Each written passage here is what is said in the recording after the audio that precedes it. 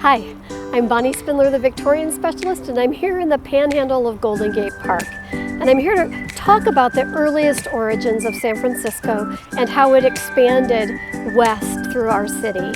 Today we're going to talk about the history of San Francisco, and tomorrow we're going to get to take a look at 1212 Fell. Let's go back to the earliest beginnings of San Francisco. So the city was really originally founded in the Northeast, and that's where the shipbuilding, gold rush and silver rush started. And then as the city started to grow and build up, they kept adding on to San Francisco. Eventually the city filled up and started to grow and grow, and it got to the point where they were out of space in the traditional part of the city. And so they decided to add on to San Francisco, and they called it the Western Addition. When they got to the Western Addition, they realized that there were very few parks in San Francisco at all. And so they decided to commission basically an eminent domain and take 1,000 acres of already pre-owned land from other people, pay them for it, and create Golden Gate Park.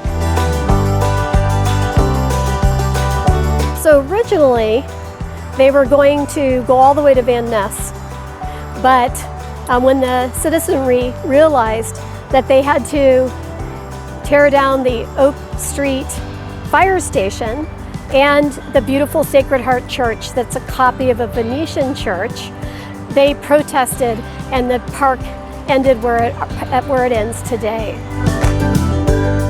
So tomorrow we are going to look at a Grand Victorian that is literally on the corner of Fell Street and Divisadero, which is the first block of the Western Addition.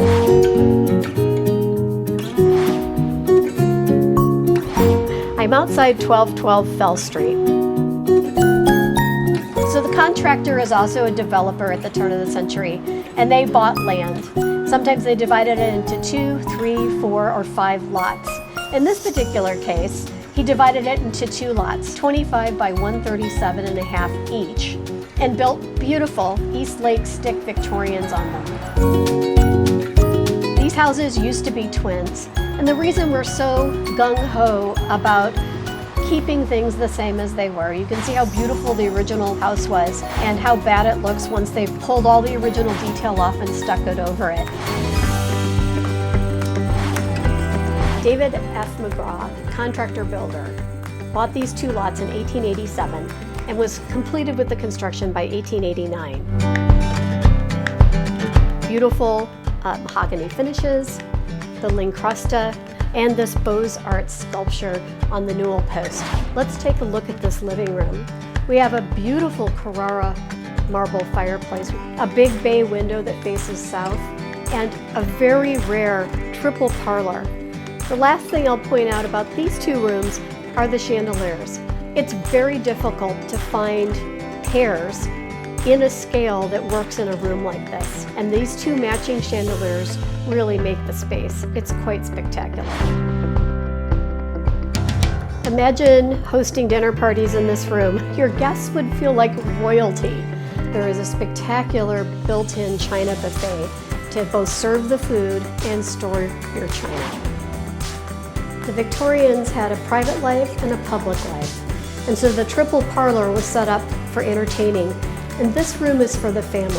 It's been called the breakfast room, but it's just as lovely and opulent as the rest of the house. I love this little interior courtyard, and it opens to the sunroom, which has skylights that have light all day long.